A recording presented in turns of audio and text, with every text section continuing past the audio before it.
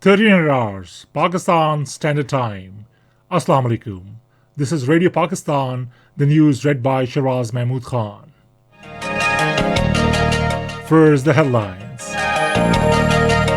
Prime Minister says Pakistan looks forward to work with the new US President in building a stronger Pak-US partnership.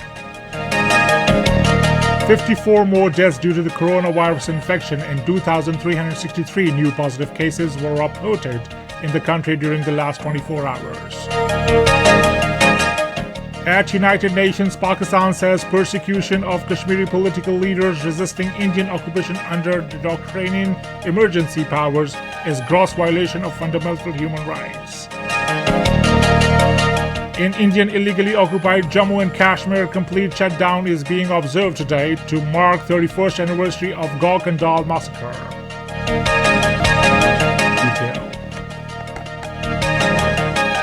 Prime Minister Imran Khan has said that Pakistan is looking forward to work with US President Joe Biden in building a stronger Pak-US partnership through trade and economic engagement in countering climate change. In a tweet today, he congratulated Joe Biden on his inauguration. The Prime Minister said that he is also looking forward to work with new US President in improving public health, combating corruption, and promoting peace in the region and beyond. Minister for Information and Broadcasting Senator Shibli Faraz says leaders of Pakistan People's Party and Pakistan Muslim League N collected money from dubious person to run the party affairs. Talking to a private news channel, he said the PPP and PMLN raised funds from suspected people to handle their party affairs and contest elections. Shibli Faraz said Pakistan Tehreek-e-Insaf has already provided details about its foreign funding raising campaigns and urged the Election Commission of Pakistan to hear foreign funding case openly. Chief of Army Staff General Qamar Javed Bajwa has appreciated the professionalism and devotion of Pakistan Army officers and Jawans to defend motherland in the face of multiple threats. According to Inter-Services Public Relations, the Army Chief was interacting with garrison officers and men during the visit to Sialkot Garrison.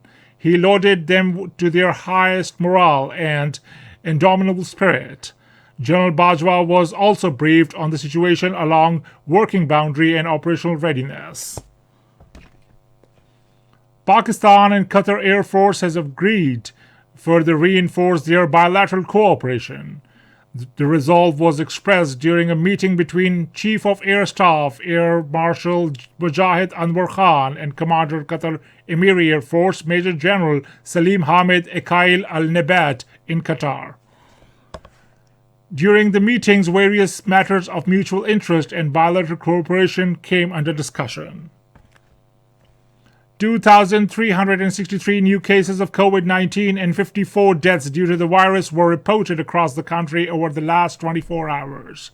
According to the latest statistic, 43,744 tests were carried out during the last 24 hours. 4,80,696 have so far been recovered from the disease. Pakistan has urged United Nations General Secretary Antonio Guterres to use good offices to ask India to release Kashmiri leader Mohammad Yasin Malik, who is languishing in New Delhi's Tihar jail.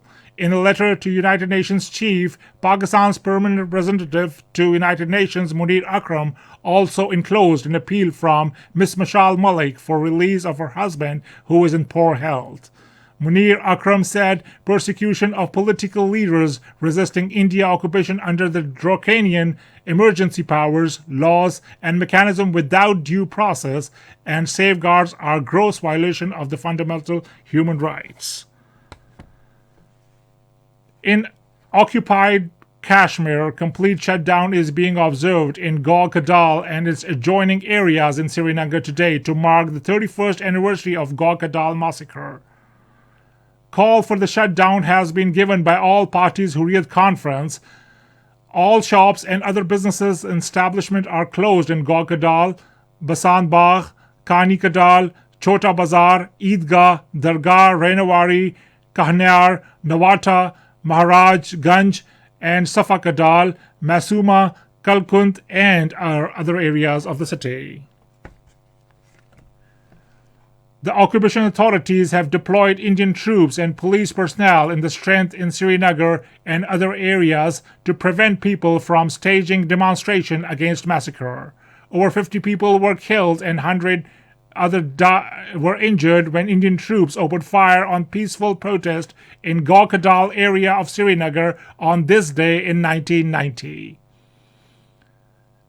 UN Secretary General Antonio Guterres has welcomed the positive steps announced by the new U.S. administration relating migration and refugees. In a statement, his spokesman Stéphane Dujarric said Secretary General looks forward to work with the new U.S. administration led by Joe Biden to strengthen multilateral cooperation in these areas. And that is the end of the news. For more news and analysis, log on to our website radio.gov.pk and also watch our live streaming bulletin on the link facebook.com/Radio Pakistan News Official.